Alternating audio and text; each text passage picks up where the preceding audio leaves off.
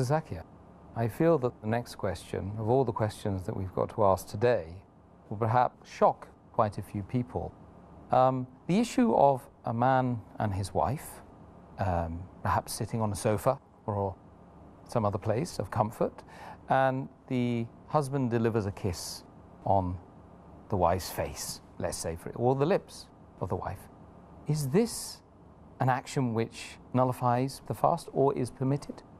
While fasting, if a husband kisses the wife or hugs the wife or shows his love for the wife by kissing on the cheek or the lip or the hand or hugs or embraces, all these things are permissible as long as it does not encourage him to go into an act which is haram for fasting. And this is very well stated in the hadith of Muhammad sallallahu alaihi wasallam. It's mentioned in Sahih Bukhari, volume number 3, in the book of fasting, hadith number 1927, that Aisha, may Allah be pleased with her, she says that the Prophet used to kiss and embrace his wives while fasting. But he was the best amongst you to control himself. That means the Prophet had the power to control.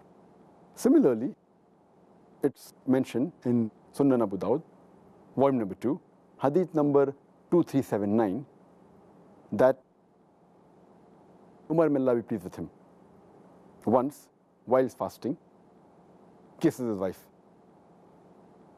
Immediately, he feels sorry and he goes to the Prophet. And he says that, "O Prophet, I have sinned. I have sinned against you and Allah." So the Prophet says that, "What have you done?" He says that while fasting, I have kissed my wife. So the Prophet asks him that when you gargle or rinse your mouth while doing wudu, does your fast break? So Umar, may Allah be pleased with him, he said, "No." So why bother? Indicating to him that you can kiss and embrace your wife. Furthermore, there's a hadith which is mentioned in Musnad Ahmad, volume number 2, hadith number 6739.